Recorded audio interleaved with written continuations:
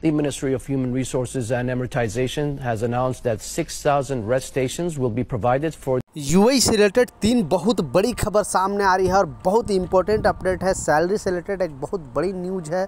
दूसरा जो न्यूज़ है आपने देखा, शॉर्ट वीडियो में दिखाया। तीसरा भी कंपनी जो चेंज करते हैं या कंपनी चेंज करने का प्रोसेस है उसके बारे में एक अपडेट आया है।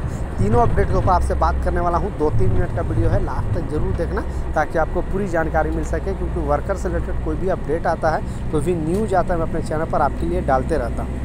तो चलिए स्टार्ट करता हूँ, बताता हूँ अपडेट के बारे में। तो पहले ये शॉर्ट वीडियो की बात कर लेता हूँ। आपने देखा न्यूज़ में बताया गया है, क्योंकि हम लोग अभी मालूम है मिड डे ब्रेक चल रहा है, यानी 3 घंटा 12 से 3 बजे के बीच में वहाँ पे यूएई के अंदर आप काम नहीं कर सकते हो।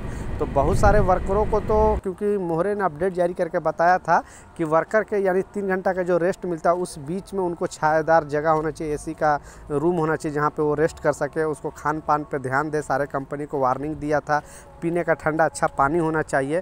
तो आपकी कंपनी पहले तो ये सब प्रोवाइड करा रही है कि नहीं, नीचे कमेंट सेक्शन में ज़रूर लिखना और अपना कंपनी का नाम भी लिखना, क्योंकि मोहरे ने जगह जगह पे जाकर चेकिंग करना स्टार्ट कर दी है। बहुत सारे साइडों पर गया है, कुछ कंपनी को पकड़ा भी है, कुछ कंपनी को जुर्माना भी लगाया है। तो अचानक आपके जो वहाँ पे साइड है वहाँ पे मोहरे के लोग यानी मिनिस्ट्री का टीम वहाँ पे जा सकती है। तो ये अच्छा है, विदाउट बताए हुए जाएगी, क्योंकि आई डोंट नो उन लोग को कैसे मालूम पड़ जाता है 1-2 दिन पहले, और वहाँ जाने के बाद उन लोग को पता चल जाता है। कंपनी उससे पहले ही सारा चीज़ सिस्टम सही कर लेती है, 1-2 दिन सही रखती है, फिर उसी हाल में जो जैसे पहले होता था वैसे ही चलता रहता है।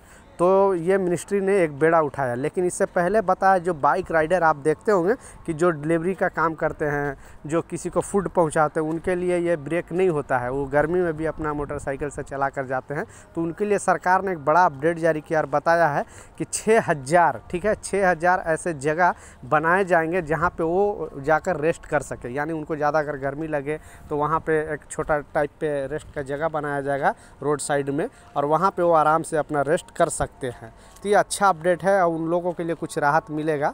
दूसरा जो अपडेट है, जो कंपनी चेंज करने वाले हैं उनके लिए एक बहुत बड़ी खबर सामने आ रही है और बताया जा रहा है कि मोहरे ने अपडेट जारी करके बताया है कि अगर आप यूएई के अंदर किसी भी कंपनी में काम कर रहे हो और दूसरी कंपनी आपको बदलना है, तो क्या जो पहला आपका नियुक्ता है यानी जो स्पॉन्सर है, जो आपको वीज़ा दिया है, जिस कंपनी में आप काम करो, क्या वो आपको रोक सकता है? तो गवर्नमेंट ने नया, जैसा मैं बताया, गवर्नमेंट ने नया अपडेट जारी करके बताया है कि इसमें कुछ कंडीशन है। अगर आपका सिस्टम कुछ ख़राब नहीं, यानी आप कुछ लफड़ा नहीं किए हो, या फिर आप कंपनी से कुछ ऐसा चीज़ नहीं है जो प्रूफ के तौर पे, ऐसे नहीं कि कंपनी सिर्फ बोल देगी कि नहीं ये आदमी सही नहीं है तो गवर्नमेंट मानने नहीं रहेगा। उसके पास डॉक्यूमेंट होना चाहिए, प्रूफ होना चाहिए। उस कंडीशन में कंपनी आपको दूसरी कंपनी में जाने से रोक सकता है और डायरेक्ट आपको घर भेज सकता है। लेकिन आपके ऊपर कोई प्रॉब्लम नहीं है, आपने कंपनी से कुछ ऐसा लफड़ा लड़ाई झगड़ा ऐसा नहीं किया है, आपके खिलाफ़ कोई भी डॉक्यूमेंट नहीं है, तो कोई भी कंपनी आपको वहाँ से जॉब चेंज करने से नहीं रोक सकता है। गवर्नमेंट ने नया अपडेट जारी करके बताया है। और ना वीज़ा का पैसे कटिंग कर सकता है। अगर कोई भी वीज़ा का पैसे कटिंग करने का धमकी देता है या बार बार बोलता है कि वीज़ा का पैसा कटिंग कर देगा, तो उस कंपनी के खिलाफ़ आप मोहरे में शिकायत दर्ज करा सकते हो। ये मोहरे का नया अपडेट है।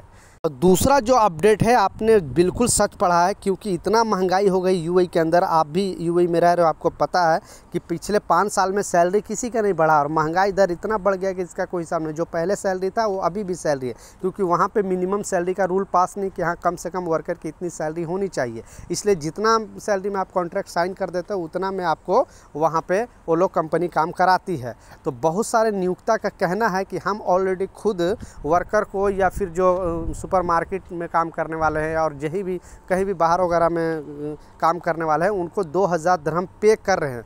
लेकिन जब सर्वे हुआ उसमें पाया गया कि 2,000 दिरहम तो सैलरी उनको मिल रही है, लेकिन उनके साथ साथ बहुत सारे सुविधा जो मिलनी चाहिए वो नहीं मिल पा रही है। जैसे कि रूम नहीं दे रही है कंपनी, आपको ट्रांसपोर्टिंग नहीं दे रही है, फूड नहीं दे रही है। तो अगर ये 3 चीज़ हटा दिया जाए तो फिर ये 2,000 दिरहम सैलरी कोई मायने नहीं रखता है, क्योंकि ये 3 चीज़ में हमारा ज़्यादा खर्च हो जाता है। आप ट्रांसपोर्टिंग वहाँ इतना महंगा है, इसका कोई हिसाब नहीं।